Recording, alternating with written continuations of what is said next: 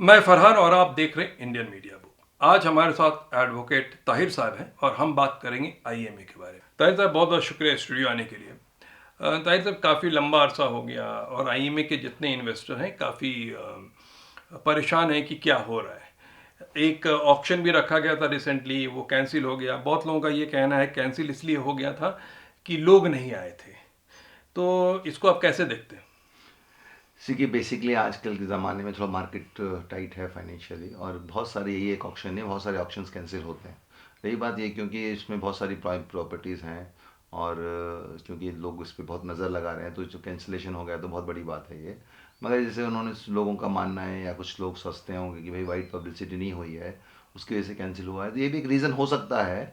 मगर मेरे को क्या लगता है कि ये चीज़ें को रेक्टिफाई कर सकते हैं आप लोग। अगर ऐसा लगता है आपको, तो आप एक रिक्वेजिशन लेटर दे के, लार्ज स्केल में रिक्वेजिशन लेटर दे के कंपिटेंट अथॉरिटी को आप ये सब पब्लिसिटी के बारे में इश्यूज़ को कवर करा सकते हैं। और देखिए, मैं शुरू से क्या बता रहा हूँ कि इन लोगों को कि आप लोग एक अच्छे एडवोकेट को रखिए। एडवोकेट का मतलब हमेशा वो कोर्ट में जाके आर्गूमेंट करने वाला नहीं चाहिए। एडवोकेट एक ऐसा मीडियोकर एडवोकेट चाहिए जो छोटी छोटी चीज़ों से कॉम्पिटेंट अथॉरिटी से कोऑर्डिनेट करे। जैसे एग्जांपल मैं आपको बताता हूँ, हम लोग क्या सब सोच रहे हैं कि मंसूर खान की प्रॉपर्टी है। एक्चुअली इस केस में जो भी एक्यूज्ड हैं उन सारी की प्रॉपर्टी सीज हुई है। जो भी उसमें एक्यूज्ड हैं उसमें ये उनके साथी भी हैं, डायरेक्टर्स लोग भी हैं, और जो जो लोगों पर एलिगेशन था पैसा ली, उन लोगों की प्रॉपर्टी सीज हुई है। अब उनकी प्रॉपर्टी का जब केस चलता है उसे फाइनलाइज करने का, नोटिफिकेशन का, तो कौन कंपिटेंट अथॉरिटी सही से अपने आप को चीज़ को कोर्ट के सामने साबित नहीं कर पाती, और ये लोग एक अच्छे एडवोकेट रख लेके हर चीज़ से बच जाते हैं, अपनी प्रॉपर्टी को सिक्योर कर लेते हैं। मगर ये पूरी प्रॉपर्टी इन्होंने आईएमए से पैसा लेके ही कमाई है या बनाई है। तो ऐसी प्रॉपर्टियों को भी रोकना है, ऐसी प्रॉपर्टियों को भी आपने इंटरवेन करना है। ऐसी प्रॉपर्टियों के अंदर भी तुम्हें जाके अपने तरफ से मुदाखलात करके कंप्लीट होके ये पूरी प्रॉपर्टी को सीज कराना है, ताकि ज़्यादा से ज़्यादा प्रॉपर्टी सीज होगी तो ज़्यादा से ज़्यादा पैसा आप लोगों को आएगा। मगर हम मैं ये बात बोल बोल के तकरीबन 1 साल से ज़्यादा हो गया मैं लोगों को बोल के, एक अच्छा आप एडवोकेट रखो। अच्छा बोले तो आपको राम जेठमलानी या कपिल सिब्बल रखने की जरूरत नहीं है। एक ऐसा एडवोकेट जो डे टू डे कोर्ट के जो प्रोसीडिंग चलती है आईएमए से रिलेटेड, कोई सी प्रोसीडिंग, उस प्रोसीडिंग में नज़र रखें। ताहिर भाई, जो आपने कहा सजेशन था कि एडवोकेट रखने के लिए, लेकिन आप देखिए कि एक रिसेंटली इन लोगों ने प्रोटेस्ट किया था उसको। देखिए, हर इसमें प्रॉब्लम क्या हो रहा है कि हर आदमी जब किसी को हेल्प करने शुरुआत में आता है और बाद में एंड में अपना एजेंडा डाल देता है, अपनी पब्लिसिटी, अपना फ़ायदा। तो लास्ट जो प्रोटेस्ट हुआ था वो टोटल पॉलिटिकल हो गया था। वहाँ के एमएलए को बुला लिए लोग, स्टेज शेयरिंग हो गया। The end of the day that was totally brain wash and ये बेस वो गेन हो गया एक पॉलिटिकल पार्टी के लिए। तो बात ये है कि अगर जो आप एक राय मशवरा देते हैं कि लॉयर को रख लो, तो जो इन्वेस्टर है वो किसी के ऊपर भरोसा करके बोलते हैं ठीक है, हम जो भी होगा थोड़ा बहुत खर्चा देंगे, आप लॉयर रखिए। लेकिन ये जो करता धरता है ना, ये अपना फायदा उठा लेते देखिए बेसिकली क्या है, देखो एक है हिंदी में कहावत, डूबते को तिनके का सहारा। कोई भी होप होप दिखाता है वहाँ ये भागते हैं। ठीक है, ये उनकी गलती नहीं है, उनकी हालात ऐसी है। ठीक, ये इनको हर एक आदमी को कोई लॉयर रखने की जरूरत नहीं। इन्होंने कोई एक एसोसिएशन बनाई है, उसमें कुछ 15-16 हज़ार मेंबर हैं। मैं उनको बताया एसोसिएशन के तुम जो महीने 3 महीने में एक बार एक मेंबर सिर्फ 5 रुपए देगा ना, 5 रुपए कंट्रीब्यूट करेगा 3 महीने में एक बार, तो ही तुम एक अच्छे एक मीडियोकर एडवोकेट को मैनेज कर सकते हो। एडवोकेट का है तुम्हें जो भी प्रोसेस, जैसे अभी आपने ऑक्शन का प्रोसेस बोला, अब ऑक्शन प्रोसेस में ये सही से प्रोसेस हो रहा है नहीं हो रहा है, सही से बिडिंग हो रही है नहीं हो रही है, एक घर में बैठा हुआ एक आम आदमी को कैसे मालूम चलेगा? तो एक एडवोकेट रहेगा तो वो पे नजर रख सकता है, उसमें पार्टिसिपेट कर सकता है, उसमें देख सकता है, सारी प्रोसीडिंग कर सकती है। छोटी छोटी चीज़ें हैं, कोर्ट में क्या प्रोसीडिंग चल रही है, ये इन्होंने एप्लीकेशन फाइल किया है ना आईएमए के कॉम्पिटेंट अथॉरिटी ने, उन्होंने कैसी एप्लीकेशन फाइल की है, वो फाइल करने में जब वो आर्गूमेंट हुआ तो उसने कैसे आर्गूमेंट किया। तुम्हारा इंटरेस्ट तुमको प्रोटेक्ट करना है। तुम जब तक दूसरों के भरोसे रहोगे ना, क्या होगा, तुम धोखा ही खाओगे। और तुम पहले दूसरे के भरोसे हमें कोई दूसरा इनकम देगा करके तुमने इतने लाखों करोड़ों रुपए डाल दिए। अब भी उम्मीद रख रहे हो कोई कोई मूसा अलैहिस्सलाम आएगा तुमको आके पैसा दिलाएगा, ऐसा कुछ होने वाला नहीं है। कोर्ट ने अपना जो काम करना था कर दिया। केपीआईडी एक्ट ये इम्प्लीड होके इस केस में प्रॉपर्टी भी सीज हुई, प्रॉपर्टी को फाइनल उसको ऑक्शन करने के लिए ऑर्डर भी हो गया। अब उसको पूरा प्रोसीजर को पूरे सिस्टम में डाल के, पूरे प्रोसीजर एक तरीके से डाल के, उस पूरे प्रोसीजर को एक्सपीडिएट करके पैसा इकट्ठा करके और देने का एक तरीका है। मतलब इस सब के लिए एक आदमी सुपरवाइज कर रहा है, एक आम आदमी नहीं कर सकता। दूसरा, जब भी मैं ये बोलता हूँ तो लोग मुझे ही मैसेज करते हैं कि भाई आप बन जाओ हमारे एडवोकेट, ये बन जाओ, वो बन जाओ, ये करके ये जरूर ये किसी की जरूरत नहीं, क्योंकि मेरे पास 50 और इंपॉर्टेंट काम है जिसमें मैं इन्वॉल्व हूँ, और वो इंपॉर्टेंट काम ऐसे हैं जिसमें लोगों की जिंदगी जुड़ी हुई है। तो मैं हमेशा बताया है लोगों को, तुम आओ मुझे, जो मेरे से लीगल एडवाइस चाहिए, जो गाइडेंस चाहिए, मैं दूंगा। मगर एटलीस्ट वो गाइडेंस लेने का, उसको ग्राउंड में इंप्लीमेंट करने की जिम्मेदारी किसी और आदमी की है ना। हम्म।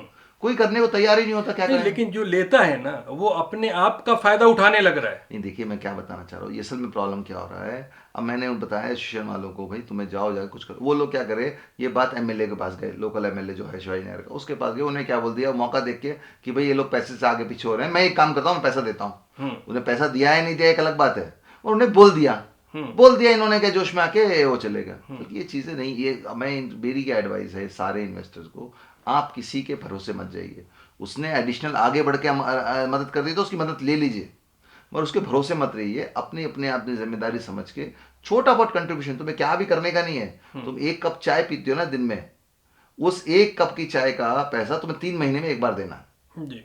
उतना तुम्हें एसोसिएशन ही कंट्रीब्यूट कर लिए तो उतने पैसों से उन्हें आराम से मैनेज कर सकते हैं। कोई डिफिकल्ट नहीं है। ये लोग अपने आप को विक्टिम बना के। तो ताहिर भाई, एक चीज़ पूछूं कि देखिए, बार बार ये इन्वेस्टर को एक प्रॉब्लम होता है, उनको भी नहीं समझ में आता। मेरे पास भी बहुत सारे कॉल आते हैं कि क्या हो रहा है, और हम बता नहीं पाते हैं आपको, क्योंकि हमेशा अपडेट नहीं होता है, सही अपडेट नहीं होता है। तो क्या ऐसा नहीं हो सकता, आप बिजी हैं, कि थोड़े पैसे में किसी को सुपरविज़न में आप रखें कि एटलीस्ट इनकी मदद हो जाए, और जहाँ चीटिंग ना हो, लोग अपना दुकान ना खड़ा करें। मैंने एक राइट आदमी को उनको एडवाइस किया था भाई। हम्म। मैंने एडवाइस किया था, उससे बात भी किया था, और ये तक बोला कि भाई मुझे जो गाइडेंस चाहिए, मेरे पास मेरी नॉलेज में जो भी मेरी नॉलेज में अल्लाह ताला ने मुझे दी है, उस तरीके से पूरी तरह से हेल्प करूंगा बोल के। उतने उससे ज़्यादा मैं क्या बोल सकता हूँ बोलिए। हम्म। देखो, सोने वाले को जगा सकते हैं, जो सोने की एक्टिंग कर रहा है उसको नहीं जगा सकते।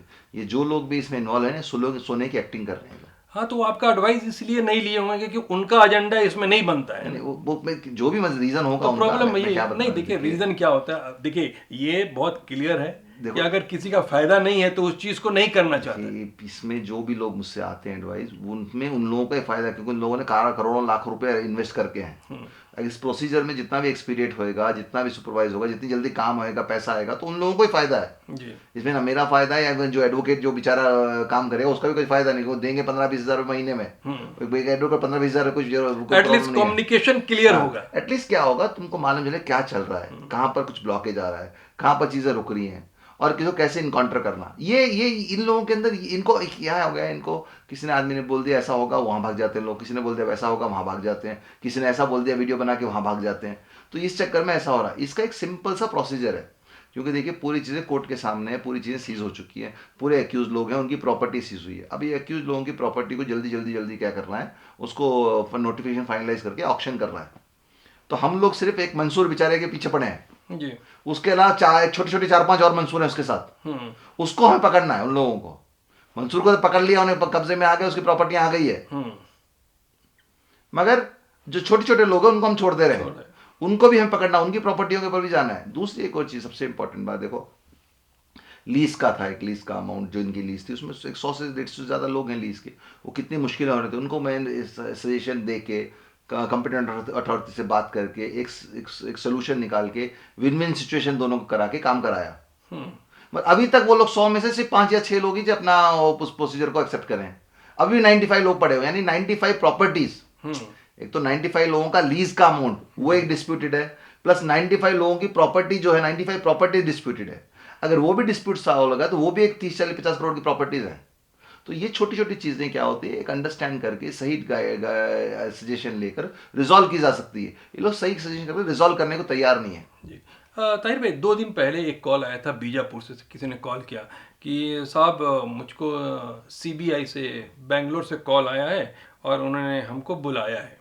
एंड वो जो बंदा था वो बोला मैं ऑटो ड्राइवर हूँ। तो मैं क्या कॉल में कहा, उन लोगों ने कहा कि आपने इन्वेस्ट किया था, आपके लिए इंक्वायरी करनी है, तो आप बेंगलोर सीबीआई ऑफिस में आके मिलिए। तो अगर इस टाइप के कोई कॉल आते हैं तो देखिए लोगों को डाउट होता है, पता नहीं कितना ऑथेंटिक है, नहीं है, लोग डर जाते हैं। तो ऐसे में क्या करे कोई? देखिए, एक तो अगर कोई कॉल अगर आया सीबीआई ऑफिस का, तो पहले उस ऑफिसर का नंबर वो सब वगैरह है ले लीजिए। फिर उसी नंबर को लेके इमीडिएट सीबीआई ऑफिस पर ऑनलाइन में नंबर मिल जाएगा बेंगलोर सीबीआई ऑफिस का, और फ़ोन करके ऑथेंटिसिटी चेक कर सकते हैं इसी कॉल की। फर्स्ट चीज़। दूसरी चीज़, ये विटनेस बनाने के लिए इन लोगों को बुलाते हैं। अच्छा। ठीक है। इनमें क्या है, कोई भी कहीं हारे गए, जैसे मान लीजिए एक डायरेक्टर था या एक आदमी पैसा रिसीव करता था उसके ऑफिस में। ठीक है। अब वो नए क्या है, एक्यूज बन गया। अब उन्हें पैसा रिसीव करता था, ये बात कौन बोलेगा? जो इन्वेस्ट किया। इन्वेस्टर ही है, वो बोलेगा ना। हाँ हाँ। करेक्ट है नहीं? जी। इन्होंने एक आदमी अकाउंट किसी आदमी को अरेस्ट किया है बीजापुर में, एक ऐसा आदमी को अरेस्ट किया है जो बीजापुर में इनका एक हेंचमैन था, जो बीजापुर के लोगों को इकट्ठा करके आईएमए में पैसे डलवाता था। अब उस आदमी को अरेस्ट कर लिया। अब उसके बारे में विटनेस कौन बनेगा?